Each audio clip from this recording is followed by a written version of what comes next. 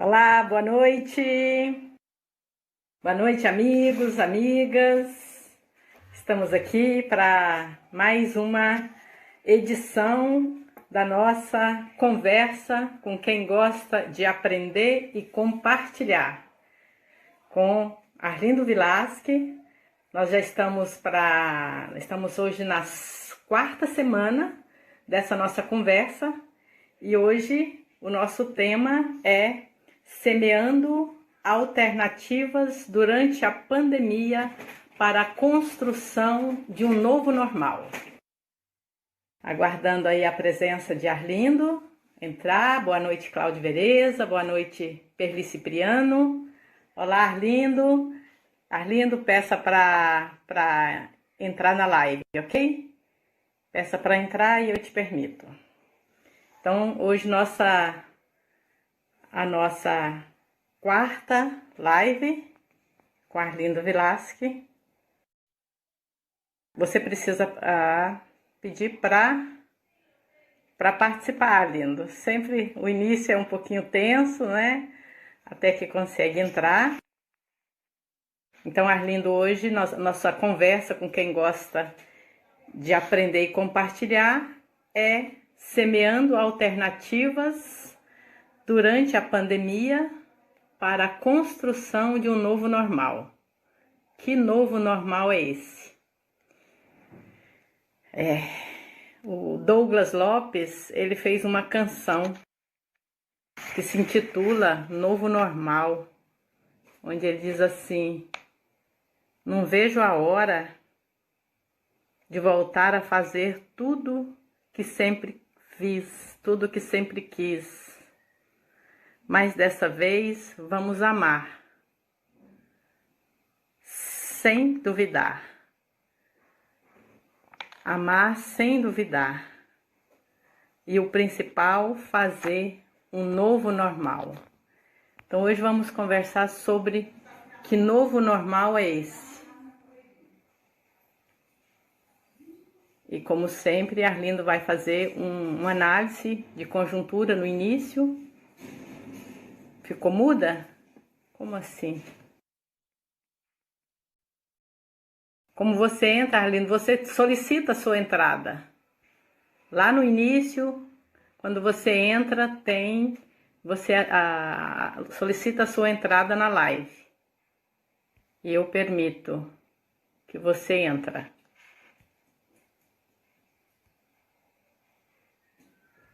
Se tiver problema, você sai e entra novamente, Arlindo.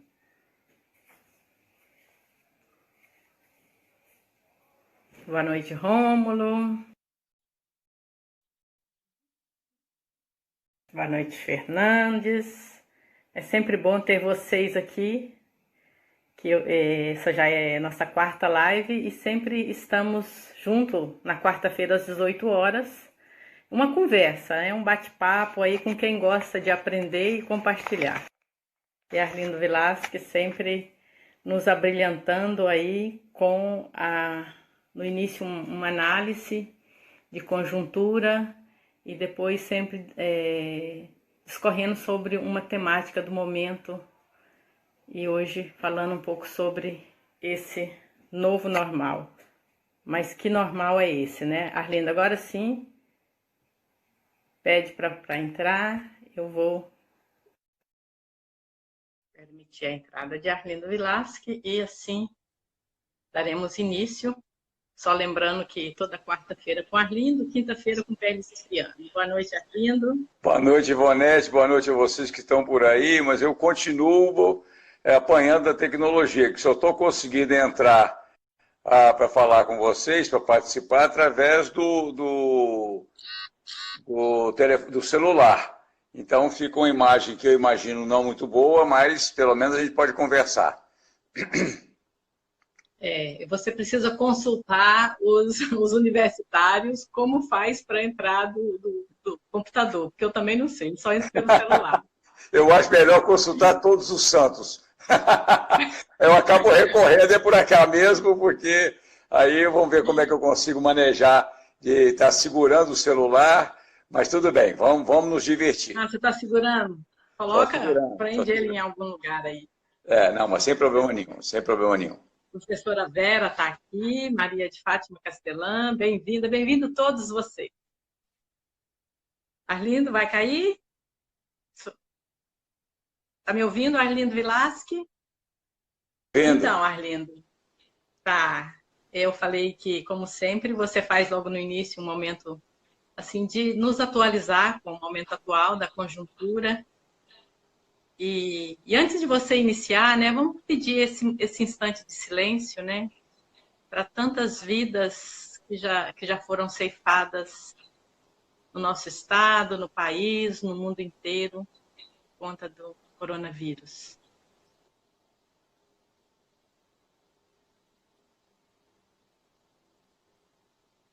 E eu proponho que nesse nosso momento de silêncio a gente agradeça a existência pelo privilégio de estarmos vivos, por aqueles de nós que estamos participando dessa live podemos nos proteger e pedimos que a gente tenha forças para o convencimento de outras pessoas fazerem o mesmo e para que a gente continue solidário com aqueles que têm muito menos e, consequentemente, estão sofrendo riscos cada vez maiores.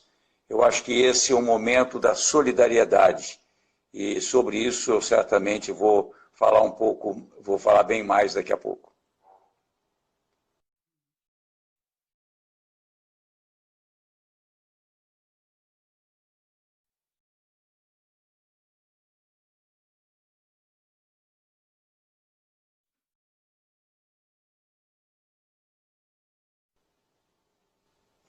Em sintonia, então, com todos e todas que também perderam seus entes queridos, todos os que se foram nesse momento tão difícil para todos nós. Vamos fazer essa conversa, que essa nossa conversa sempre ela também traz muita esperança, né? E hoje é a conversa de quem gosta de aprender e compartilhar, semeando alternativas durante a pandemia para a construção de um novo normal. Então, com vocês aí, o nosso professor da Universidade Federal do Espírito Santo, aposentado, Arlindo Vilasque. Com você. E o Cláudio Vereza está sugerindo aí para você comprar um tripé a próxima vez. Eu também preciso comprar. Ô, Cláudio, eu comprei o tripé, mas eu perdi aqui na minha casa, então eu continuo tendo que operar de forma muito precária, mas já eu consigo recuperar. Obrigado pela sugestão, meu querido amigo. Bem, como sempre é solicitado, eu acho que vale a pena a gente fazer uma análise de conjuntura, e é uma conjuntura que se altera muito radicalmente a cada semana. Está alterando todos os dias, mas a velocidade dos fatos está de tal ordem que a cada semana a gente tem fatos da maior relevância que pode mudar para um lado ou para o outro. A questão da pandemia pode mudar para um lado ou para o outro. A questão da geopolítica pode alterar para um lado ou para o outro a economia.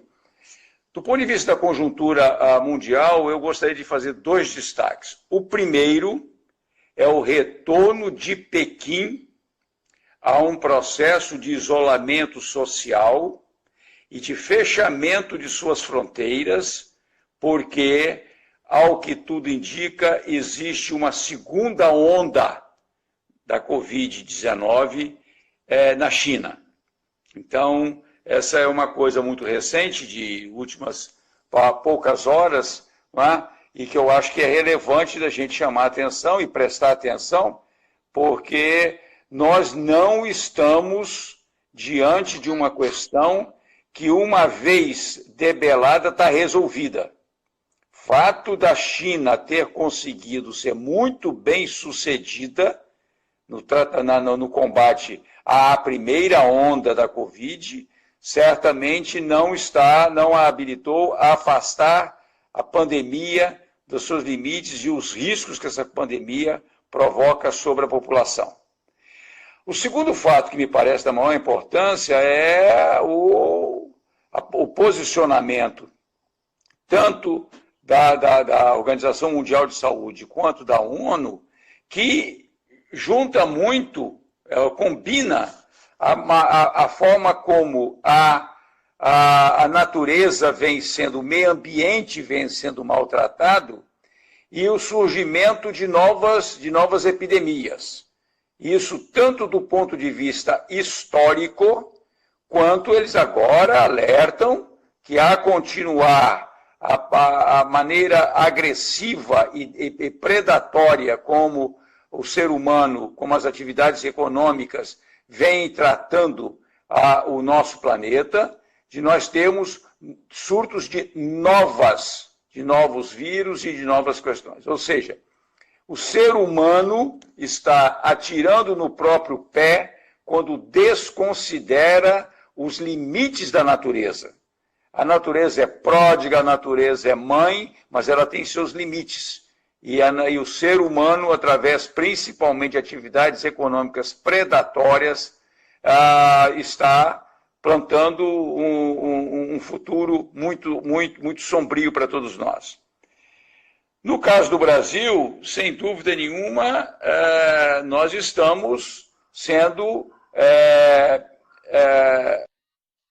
péssimas companhias para os nossos países, os nossos vizinhos, porque nós estamos colocando os nossos vizinhos na América do Sul em risco em função da maneira irresponsável como o governo brasileiro vem cuidando. O governo brasileiro em praticamente todas as suas instâncias, estadual, federal, estadual e municipal.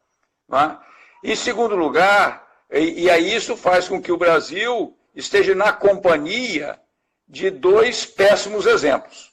Nós estamos seguindo muito de perto o péssimo exemplo dos Estados Unidos em função da falta de liderança ou da liderança atabalhoada do Donald Trump.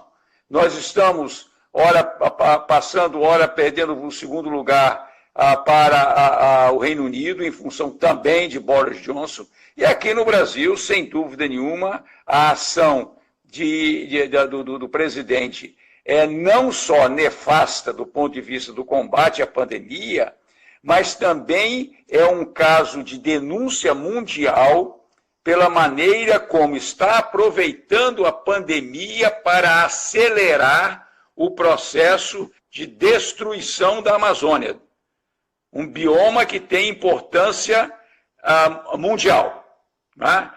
Mas, além dessa tristeza com relação à forma como nós estamos tratando o bioma enquanto natureza, é preciso que se denuncie também a maneira cruel como estão sendo tratados as nossas populações nativas, ou os nossos caboclos da Amazônia. Então, o interesse dos madeireiros, o interesse do tráfico de drogas, o interesse da entrega do patrimônio natural brasileiro a empresas multinacionais, está provocando um verdadeiro etnocídio na Amazônia. Isso vem sendo denunciado por inúmeras instituições e organizações internacionais, mas, lamentavelmente, a repercussão interna é muito pouco, exatamente pela estratégia permanente de desvio de foco daquilo que é importante, que é provocado tanto por aquele que ocupa a cadeira da presidência da República, seus familiares e alguns de seus seguidores ou alguns de seus mentores, como esse moço que se intitula filósofo Olavo de Carvalho. Então, é de todo lamentável. No Espírito Santo, nós estamos diante de um aprofundamento da omissão do governo estadual,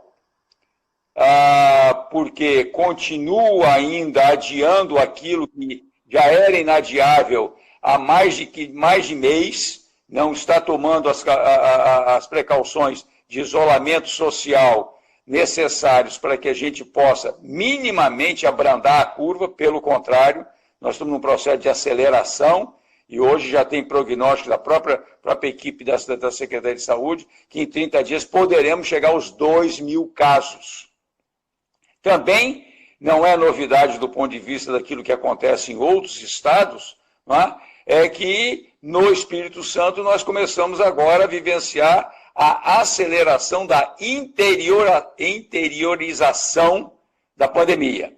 Ou seja, municípios que até 20 dias atrás, 30 dias atrás estavam fora de risco, agora já começam a ser também colocados na zona de risco, e a pandemia vai se expandindo, porque todos nós sabemos que um dos vetores de interiorização, que são as estradas, ajuda e muito a proliferação da pandemia.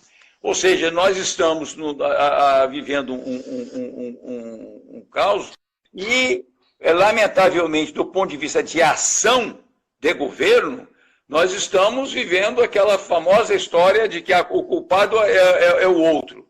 Então, o governo estadual diz, nós estamos numa situação nacional, que um presidente irresponsável que não toma... Eu concordo com isso, mas tem muita coisa em nível da administração estadual que pode ser feito, tem muita providência que pode ser feita, não só em termos de evitar a aceleração de contaminação, como também a diminuição de mortes, a buscar assistir, mas, acima de tudo, ações que possam permitir que as pessoas se protejam. E, principalmente, Ivonete, aqueles que nos acompanham, a pessoa prestar atenção naqueles que já eram excluídos antes da pandemia.